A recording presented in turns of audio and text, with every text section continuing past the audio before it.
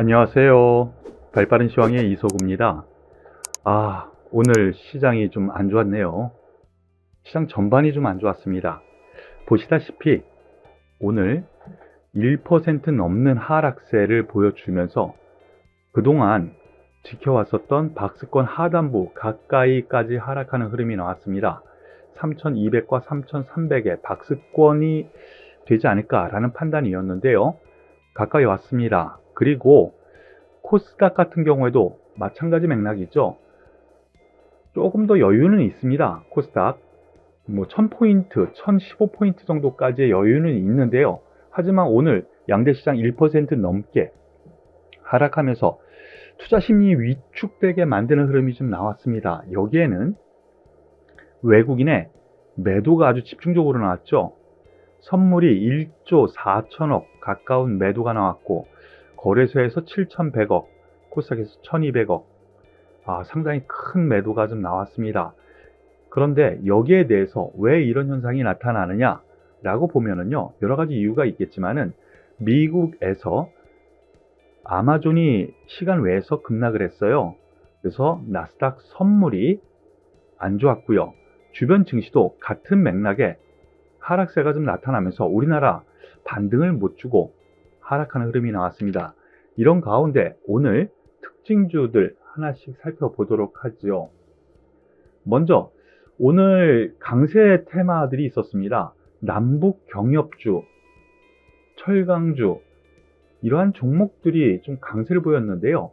일단은 가장 세게 움직였었던 남북 관련, 왜 이런 현상이 나타나느냐, 지금 점진적으로 북한과 접촉이 계속 진행되고 있고요. 우리나라에서도 어느 정도 그동안 준비해 놨었던 지원책을 내놓는 상태가 좀 나오고 있습니다. 통일부에서 대북 인도적 지원 2건 반출 승인 소식, 이거 무슨 얘기냐면요, 북한의 인도적 지원을 2건 승인했다라는 거예요. 근데 그게 뭔지는 몰라요. 쌀일지 비료일지 이런 거는 아직은 모릅니다. 아직 나타난 거는 없고요. 하지만 시장에서는 비료 아닐까? 라는 얘기가 나도는 것 같습니다. 예상치죠. 아직까지는 모릅니다.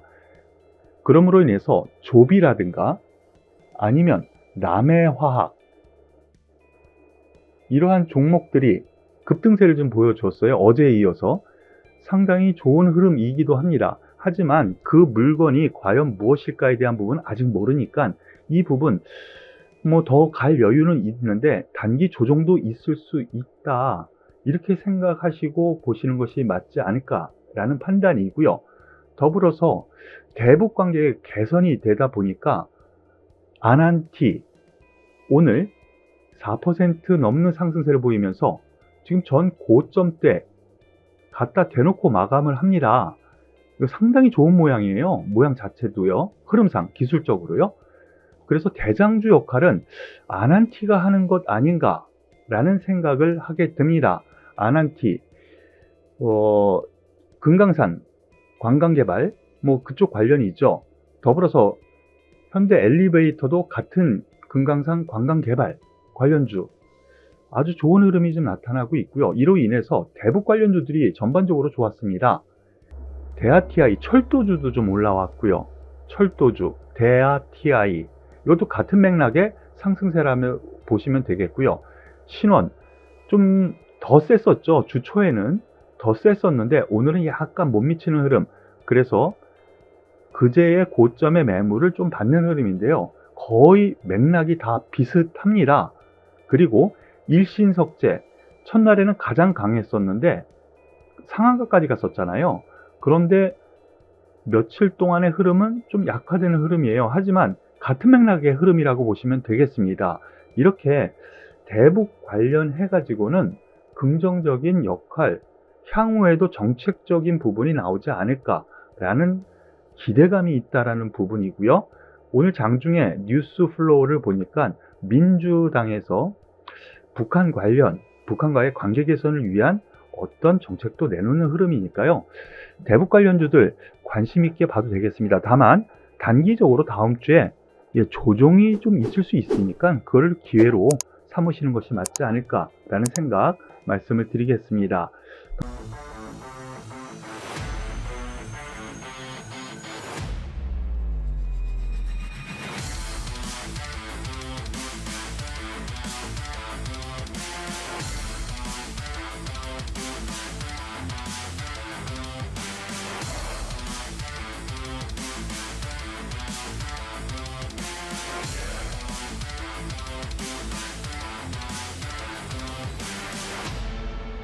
더불어서 오늘 철강주들이 좀 많이 올라왔어요.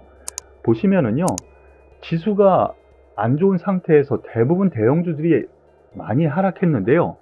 포스코 오늘 2%, 현대제철 1%, 동국제강 2%의 상승을 보여주었거든요. 거기다가 중소형 철강주 같은 경우에도 세아베스틸 2% 상승을 보여주었죠. 이 부분은 2분기 실적 발표 상당히 다 좋게 나오고 있어요. 그런데 이것보다는요, 중국에서 각종 규제를 내보내고 있죠. 환경 문제도 있고 인플레이션 문제도 있고, 바로 이러한 부분이 우리나라 철강주에는 수혜가 되지 않을까라는 기대감이 나온다라는 거. 그렇다면 그러한 부분은 앞으로 더 이어질 가능성이 크다라고 보여지네요. 그래서 철강주 역시 긍정적으로 보셔도 되지 않을까라는 생각입니다. 그 가운데 오늘 특징주 하나씩 살펴보도록 하겠습니다. 가온미디어라는 종목, 정말 오랜만에 말씀드리는 종목인데요. 올 상한가 배팅이 들어갔습니다. 왜 상한가 들어갔을까? 여러분들, 식은 재료이라고 생각할 수도 있겠지만은요, 여기 뉴스 보시면은요, 메타버스, 연내 성과, 자회사 상장 추진, 바로 이 부분이에요. 그리고 실적이 또 나름 괜찮아서 어제 올라왔는데, 올 상한가까지 올라간 거는 메타버스 자회사 상장 추진, 즉 메타버스 관련 이슈가 하나 더 부르는 거예요. 그 내용 가장 큰 것은요, 확장현실, XR이라고 해요. 확장현실, 바로 이런 기기 자회사가 있는데요. 그 빠른 성장세, 가온미디어가 개발 중인 SR 디바이스에 대한 기대감, 이것이 있었다라고 생각하시면 되겠습니다. 기관에서 레포트도 나왔는데요. XR 기기 판매량 350만 대, 전년 대비 149% 증가했다라고 하죠. 이러한 부분, XR 시장, 가온미디어의 자회사, 여기에서도 독보적으로 우리나라에서 나타날 수 있다는 거예요. 그런 점이 오늘 가온미디어를 밀어 올리는 그런 힘이 됐는데요. 상가가 아주 강합니다. 그리고 가온미디어 같은 경우에는 과거 좀 어느 기관에서 강하게 매수로 아주 밀어붙인 흐름이 있거든요. 올 초에요. 5개월 동안 박스권 횡보에서 다시 박스권 돌파하는 상승세가 나타납니다. 끝은 아닌 것 같아요. 다만 쫓아잡기보다는 긍정적으로 좀 조정 시에 접근하자, 이 정도로 보시는 것이 맞지 않을까라는 생각입니다. 더불어서 오늘 LG전자가 급락했습니다. 5% 급락했습니다. 나쁜 뉴스가 없어요. 실적 좋았고요. 그런데 스마트폰 영업손실 1조 3천억. 근데 이거 이미 반영된 거라는 부분이고요. 다만 지금 또 얘기가 들리는 것이 전반적으로 IT 관련 대형주들이 하락을 하는 가운데 LG전자가 나름대로 셌거든요. 그런데 LG전자 혼자 세? 즉 가전도 피크아웃, 즉 실적 고점 치는 거 아니냐, 이런 얘기가 나돌면서 하락했다라고 보시는 것이 가장 크다라고 생각을 합니다. 차트 흐름 보시면은요, 다른 IT, 즉 삼성전자라든가 SK하이닉스 이러한 종목 대비해서 보더라도 어제 현재로 놓고 보면은요, 강했어요, 나름. 그런데 가전 관련 피크아웃 된 거 아니야? 실적 발표 해놓고 나서 그런 부분이 기관 쪽에서 얘기가 또 나오더라고요. 이 부분에 대해서 어떻게 생각할 거냐에 대한 부분은요, 가전 부분은 저는 나름 괜찮지 않나 라는 생각이에요. 뭐 가지고 계신 분들은 좀 더 보유해도 괜찮지 않을까 라는 판단이니까 참고하시길 바라겠습니다. 오늘 오랜만에 두산중공업 한번 보겠습니다. 오늘 하락은 했지만 수주 모멘텀은 계속 진행되고 있네요. 여러 가지 분야입니다. 최근 들어서 수주가 계속 들어오고 있는데 LNG 저장 탱크 수주 오늘 나왔습니다. 그리고 그제 실적 발표가 나왔는데 흑자 전환, 이게 이 모멘텀이 가장 큰 거거든요.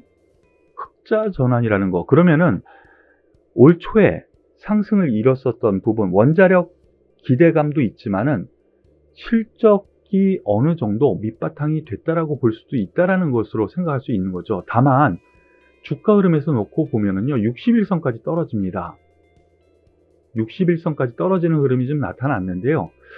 글쎄요, 여기에서 추가 하락보다는 반등이 나타나지 않을까라는 생각이니까 보유하신 분들은 좀 더 보유하시고요. 여기에서 오히려 저가 매수가 맞지 않은가라는 판단이니까 참고하시길 바라겠습니다. 더불어서 마지막으로 카카오게임즈 한번 보시겠습니다. 오늘 하락을 했습니다. 좀 생각보다 많은 하락을 했죠. 가지고 계신 분들 많아서 궁금해 하시는 분들 많을 것 같아요. 그런데 특별한 뉴스가 있느냐, 악재가 있느냐?